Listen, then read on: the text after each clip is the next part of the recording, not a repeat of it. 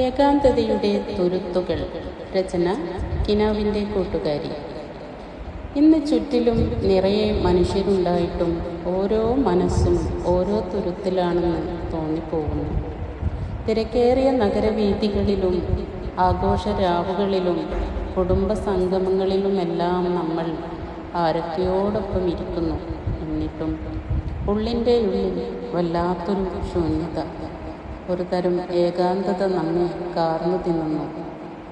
ഭാര്യയുള്ള ഭർത്താവും ഭർത്താവുള്ള ഭാര്യയും മക്കളുള്ള മാതാപിതാക്കളുള്ള മക്കളുമെല്ലാം ഈ ഒറ്റപ്പെടലിൻ്റെ വേദന അനുഭവിക്കുന്നുണ്ട്. സ്വന്തമെന്ന് കരുതുന്നവരുടെ സ്നേഹം ലഭിക്കാതെ അത് എങ്ങനെ നേടണമെന്ന് അറിയാതെ പലരും പുറത്തുള്ളവരുടെ സ്നേഹത്തിനു വേണ്ടി നെട്ടോട്ടമോടുന്നു. അത് വെറുമൊരു തലോടലാകാം, ഒരു സാന്ത്വനമാകാം, അല്ലെങ്കിൽ കേട്ടിരിക്കാൻ ഒരാളാവാം. അകലം പാലിക്കുന്ന ബന്ധങ്ങൾക്ക് പുറമെ ഈ സമൂഹ മാധ്യമങ്ങളുടെ ലോകത്ത് എല്ലാവരും ചേർന്നിരുന്നിട്ടും ഓരോരുത്തരും ഓരോ മൊബൈൽ ഫോണിൻ്റെ സ്ക്രീനിൽ ഒതുങ്ങിപ്പോകുന്നു.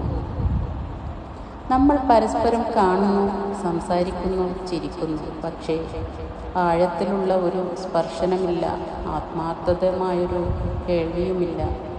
തിരക്കിനിടയിൽ നഷ്ടപ്പെട്ടു പോയതെന്തോ ഒന്ന് തിരിച്ചു പിടിക്കാൻ കഴിയാതെ സ്നേഹമെന്ന അമൃതിനായി ദാഹിച്ച് കണ്ണുകൾ നിറഞ്ഞ് ഹൃദയം നൊന്ത് ഓരോ മനുഷ്യനും തനിച്ചിരിക്കുന്നു.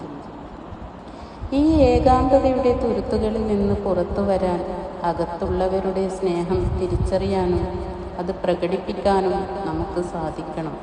കാരണം യഥാർത്ഥ സ്നേഹം എവിടെയും തേടിപ്പോകേണ്ട ഒന്നല്ല. അത് നമ്മുടെ ഉള്ളിൽ തന്നെയും നമുക്ക് ചുറ്റിലുള്ളവരിലുമുണ്ട്. കണ്ടെടുക്കാനുള്ള കണ്ണും കേൾക്കാനുള്ള കാതും ചേർത്ത് പിടിക്കാനുള്ള മനസ്സും മാത്രം മതി.